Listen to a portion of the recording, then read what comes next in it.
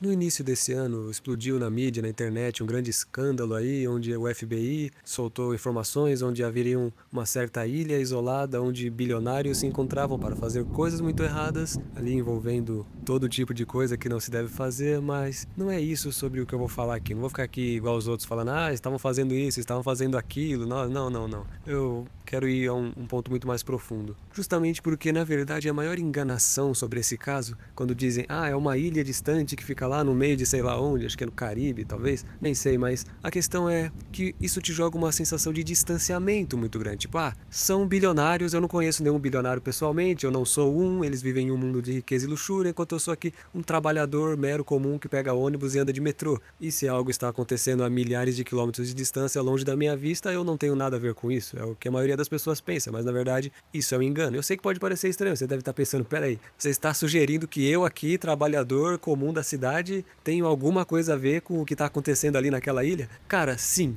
você tem. Muito mais do que você já se deu conta. E eu vou explicar. Aqueles homens que lá estão fazendo aquelas coisas, eles não são simplesmente homens com uma grande conta bancária. Não é só isso, eles são os donos do mundo. E o poder deles alcança onde você nem sequer pode imaginar. Eles são os arquitetos do cardápio que você chama de livre-arbítrio. O poder deles não termina no horizonte daquela ilha. O poder deles começa na palma da sua mão, no brilho da tela que hipnotiza os seus filhos antes de dormirem e no veneno silencioso que você coloca no prato sob o rótulo de conveniência. Eles são os donos da indústria que lucra com a sua doença e da farmacêutica que vende a cura que nunca cura de verdade. Apenas mantém você como um assistente vitalício do próprio mal-estar, já que, lembre-se, pessoas saudáveis não dão lucro. Esses homens, eles estão nos algoritmos que decidem o que você vai odiar hoje ou que você vai amar amanhã, nos filmes que moldam a sua moralidade enquanto você relaxa no sofá, até porque sim, filmes e séries de fato influenciam pessoas, e até nos livros de histórias que apagaram as pegadas deles para que você acredite que o mundo é um caos acidental. Esses homens, eles não precisam de correntes para te escravizar quando podem controlar a química do seu cérebro através dos vícios, também, é claro, vícios digitais, como aqueles dos vídeos íntimos explícitos adultos, vocês sabem. Também ideologias que foram manufaturadas para nos dividir, então eles estão na sua casa, na sua mente e no futuro que eles já rascunharam para sua linhagem, transformando a humanidade em um rebanho previsível, alimentado por transgênicos e guiado por uma fé que eles mesmos podem ter editado para que você nunca ouse olhar para cima e perceber quem realmente segura as rédeas. Eles não querem que você seja um humano real, com dúvidas e falhas. Eles querem que você seja um consumidor processado, porque um homem que ainda pensa por si próprio, que ainda sente a sujeira da realidade e se recusa a ser um robô, esse cara é o único erro no sistema deles que eles ainda não conseguiram corrigir. Mas para evitar que homens como tais surjam, eles tentam nos idiotizar desde cedo. Percebe-se que hoje em dia, bebês e crianças que nem sequer sabem ler já estão viciadas em telas e algoritmos, que desde cedo já entrega aquela dopamina barata para garantir que a criança futuramente nunca tenha o foco para questionar nada. E colocam nas prateleiras dos supermercados alimentos que inflamam nosso corpo, inclusive nosso cérebro, prejudicando as nossas sinapses, os nossos neurônios e fazendo com que fiquemos mais burros. Tanto é que eu, inclusive, conversei com uma médica, ela falou que o Alzheimer é uma doença considerada relativamente recente na humanidade. Eu vou abrir um parêntese sobre esse assunto do Alzheimer rapidinho, mas é porque eu lembro que eu li um livro muito importante, muito esclarecedor, chamado A Dieta da Mente, do Dr. David Perlmutter, que é um neurologista. Ele chama o Alzheimer de diabetes tipo 3, porque ele argumenta que a causa desse problema é o excesso de carboidratos modernos e o glúten, que estariam causando essa inflamação crônica no cérebro. Eu não vou explicar termos técnicos, mas isso estaria levando ele à degeneração. Inclusive tem até um livro chamado Barriga de Trigo, de William Davis, que ele foca muito no trigo moderno, dedicando capítulos para dizer que estaria causando uma névoa mental, tipo um declínio cognitivo ligado ao açúcar. Mas independentemente disso, você tem que entender que os nossos alimentos já estão condenados, já estão envenenados, né? O sistema, ele não premia quem cura, mas quem controla. Eu lembro que eu vi um documentário mostrando que no finalzinho ali do século XIX teve um britânico chamado Sir Albert Howard, que ele descobriu como proteger plantações inteiras de forma natural, sem uma gota de veneno. O segredo dele era simples, tipo, solo saudável não gera praga. Mas ele foi esquecido e apagado da história oficial. E adivinha quem ganhou o prêmio Nobel naquele mesmo ano? Fritz Haber, o homem que inventou os fertilizantes químicos que hoje banham o seu prato. Mas tem um detalhe que o livro de história não te conta. A mesma tecnologia que ele usou para alimentar o mundo foi usada para criar armas químicas e gases que sufocam milhares de pessoas nas trincheiras. Ou seja, esse sistema escolhe o veneno porque o veneno gera lucro recorrente. Ele vicia a terra, adoece a planta e no final da linha inflama o seu cérebro. Eles não querem a solução que a natureza dá de graça, eles querem a dependência que só o laboratório deles pode te vender. Você pode pensar que esses homens naquela ilha não têm nada a ver com isso ou que não começaram com isso, mas esses homens, eles são filhos de outros bilionários que são filhos de outros bilionários que são filhos de outros bilionários e que lá no passado começaram toda essa engrenagem de nossa dependência. Até o cigarro veio deles, mano. Fumar antigamente era uma coisa de palha, artesanal, manual. Quem padronizou e industrializou o fumo foram eles, mano. Inserindo um monte de químicos ali na composição. E o mesmo também aconteceu para as bebidas alcoólicas, que também era uma coisa bem mais artesanal antigamente, uma coisa regional ali, sazonal, e passou por uma grande industrialização. E goste ou não, são vícios que deturpam a humanidade e a nossa mente. Goste ou não, não interessa, são de fato, são prejudiciais de fato. E você pega o fast food, os refrigerantes, que são toneladas de açúcar, que também fazem muito mal ao nosso corpo, ao nosso cérebro. Mas o controle final não é apenas o seu prato, nem o seu pulmão, o seu fígado.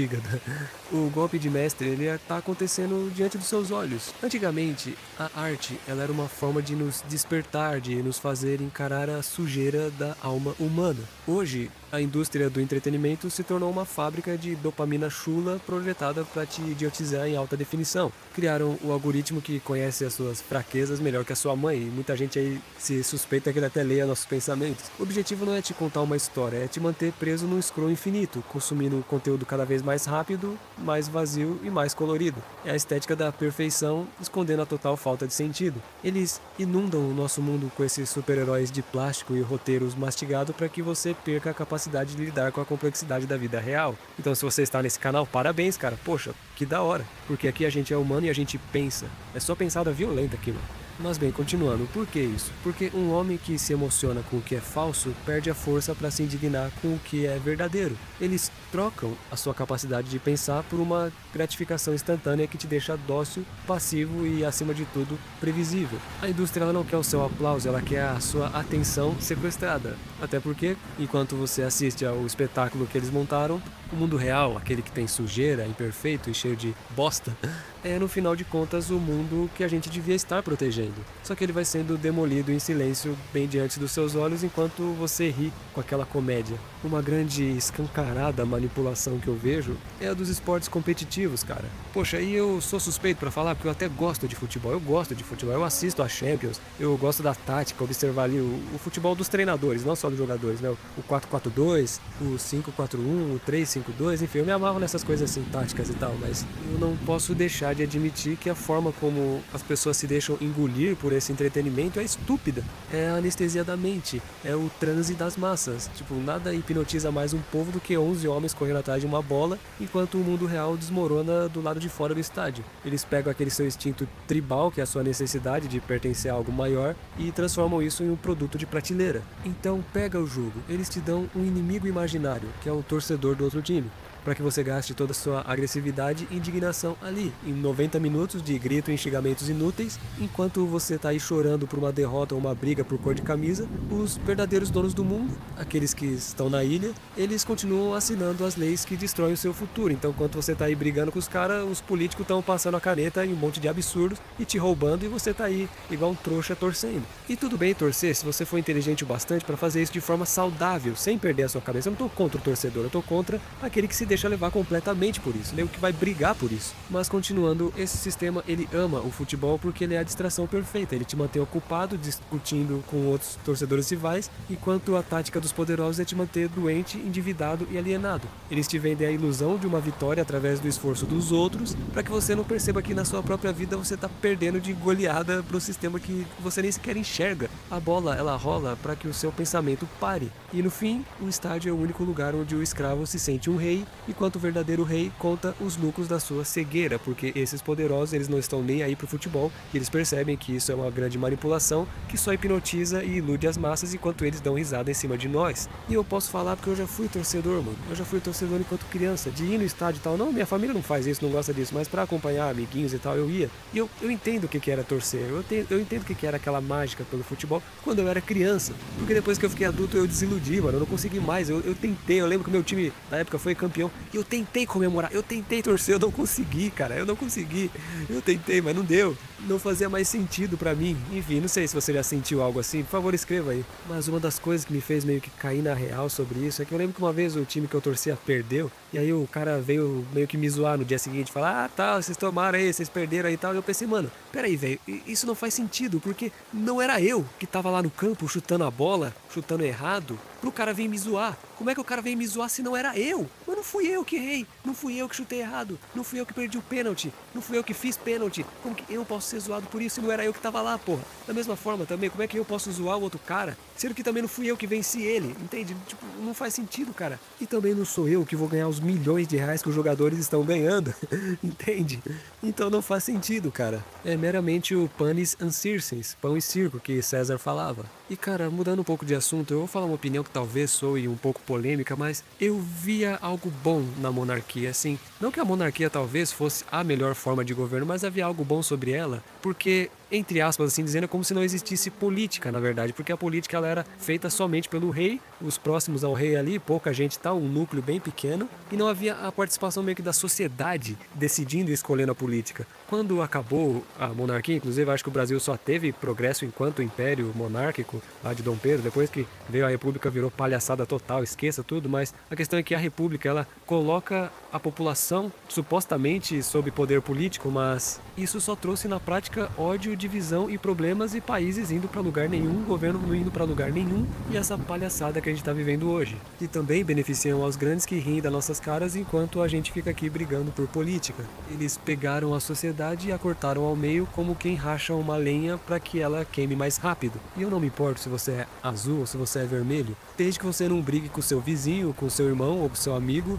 por causa de um político que nem sabe que você existe. Os arquitetos do sistema estão rindo no fundo da sala por causa disso. Eles amam a sua polarização. Eles precisam que você odeie o outro lado com todas as forças, porque um povo ocupado em odiar a si próprio nunca vai ter energia para olhar para cima e enxergar quem realmente segura as rédeas. Eles criam falsos dilemas e pautas morais para nos manter em um estado de guerra civil mental constante. É o dividir para conquistar, só que em escala industrial. A política moderna ela não serve apenas para resolver os seus problemas, supostamente, mas ela serve para garantir que você nunca perceba que o verdadeiro problema é o próprio sistema que financia ambos os lados. Eles não querem cidadãos conscientes, eles querem militantes cegos, soldados de uma guerra de palavras, enquanto eles avançam com os agrotóxicos, com as farmacêuticas, com o controle total da sua vida em todos os âmbitos, sendo que nesse teatro deles, o público parece que está brigando na plateia entre si mesmo, enquanto o dono do teatro é sempre o mesmo. E eu observo na minha própria família essas divisões, eu fico muito triste, mano. É coisa de gente assim, irmãos dizer eu não converso mais com fulano, eu não converso mais com ciclana, porque ela votou em tal candidato e tal. É sério, eu vejo isso na minha família. Escreva aí se você já percebeu isso também, onde você trabalha, ou na sua família também, por favor. Eu discordo de Aristóteles, que disse que em uma democracia o pobre tem mais poder do que o rico, porque há mais pobres e assim a vontade da maioria é suprema.